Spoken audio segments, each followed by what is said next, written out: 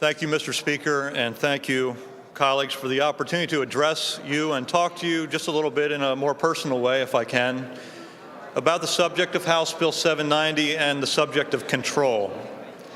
There are many of us in this chamber who have concerns along those lines, and my friends from Bucks County highlighted those issues for us.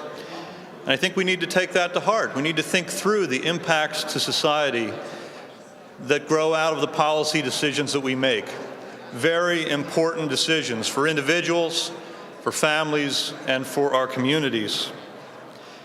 With that concern in mind, I approached this subject, quite frankly, beginning from a negative standpoint. But I waded into the bill, and my goal was to try to ascertain whether the sufficient level of control is maintained in such a way that we can balance the desire of many of us, and frankly, most of our fellow citizens out across the state, to get the government out of this business and yet maintain sufficient control and protection for our society. Mr. Speaker, I've come to the conclusion that sufficient controls are maintained in House Bill 790, and that those of us who carry those concerns can vote for this bill with confidence.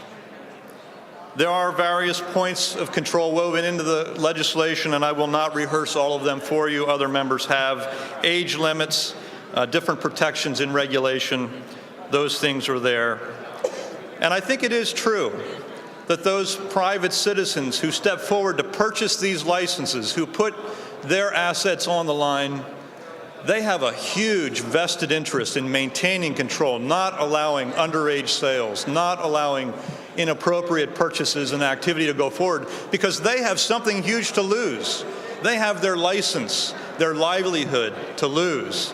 And so, Mr. Speaker, I think the private sector actually will do a better job of maintaining control than what we're seeing in the public sector. And there is another more basic reason why I've come to the position of support. There is an inherent conflict of interest within this government, and that is we sell and promote the sale of alcohol, and then yet we try to come around on the control side and limit it. We come up with programs to deal with addictions. All the while, we're putting ads on television, on radio. Go out, celebrate Mother's Day with Mom, and buy her a bottle of vodka and have a happy time together. By golly. That's what we're doing. We're trying to control, trying to promote and sell. It is an inherent conflict of interest. But, Mr. Speaker, I would suggest to you and my friends here that beyond the conflict of interest within government, that we have placed our citizens in a conflict of interest. Mr. Speaker, we are a commonwealth. A commonwealth. We are one of only 4 in the nation. And what does that mean? Well, that means the citizens of this state own the collective assets of its government.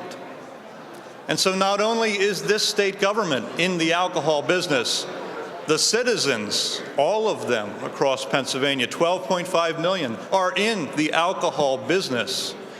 And for those many who have a huge moral objection to the sale and the promotion of alcohol, we are placing them in a conflict of interest situation.